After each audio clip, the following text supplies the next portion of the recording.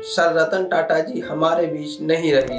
86 की उम्र में उन्होंने इस दुनिया को अलविदा कह दिया। सन 1937 में जन्मे रतन टाटा जी ने 1962 में अपनी ग्रेजुएशन कंप्लीट करने के बाद टाटा ग्रुप ज्वाइन कर लिया। अलग अलग कंपनियों में काम करने के बाद और उन्हें संवारने के बाद रतन टाटा जी 1991 में टाटा ग्रुप के चेयरमैन बने और फिर 2012 तक इस पद पर रहे।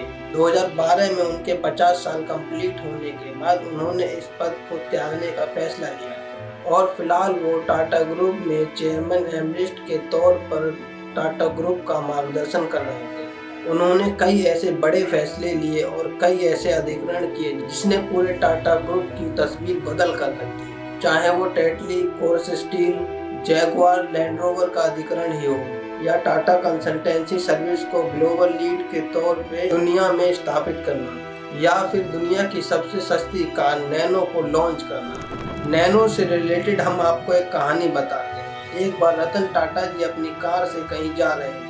बहुत भारी भरकम बारिश हो रही थी। उन्होंने रोड पर देखा कि एक बाइक सवार अपने पूरे परिवार को एक बाइक पर बिठाकर ले जा रहा था और फिर कुछ दूर चलने के बाद उस बाइक सवार का एक्सीडेंट हो गया जिसमें उसका पूरा परिवार खत्म हो गया। और इन सब चीज़ों को देखने के बाद रतन टाटा जी ने सोचा कि वो एक ऐसी कार बनाएंगे जिससे हर एक मिडिल क्लास अफोर्ड कर सके। फिर उन्होंने लॉन्च की टाटा नैनो और उनके कई ऐसे विजन हैं जो कि रतन टाटा ने इस दुनिया के सामने रखे। हाल ही में रतन टाटा ने एयर इंडिया कंपनी को भारत सरकार से खरीद कर टाटा ग्रुप का एक हिस्सा बनाया।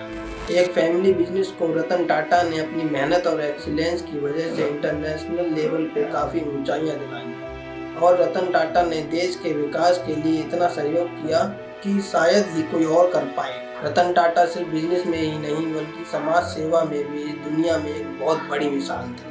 आने वाली पीढ़ी उनसे प्रेरणा लेती रहेगी।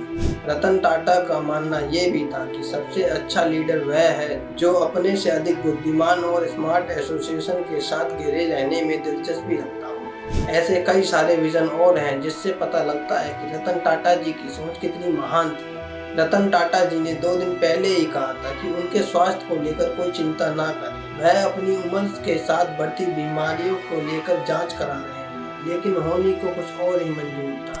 9 अक्टूबर करीब रात के 12 बजे रतन टाटा जी देश और दुनिया को अलविदा कहकर चले गए। रतन टाटा की जगह हर एक उस भारतीय के दिल में है जो कि अपने देश से प्रेम करता है, जो कि रतन टाटा के बारे में जानता है, जो कि रतन टाटा को जानता है कि वो कितने महान थे। रतन टाटा जी इस दुनिया को तो अलविदा कह गए, लेकिन वो हम सब भारतीयों के दिल में हमेशा अमर रहेंगे। जब जब हमारा भारत तरक्की की तरफ बढ़ेगा तो हमें रतन टाटा जी याद आते रहेंगे और जब जब कॉर्पोरेट की दुनिया नए आयाम गाड़ेगी तब तब रतन टाटा याद आएंगे।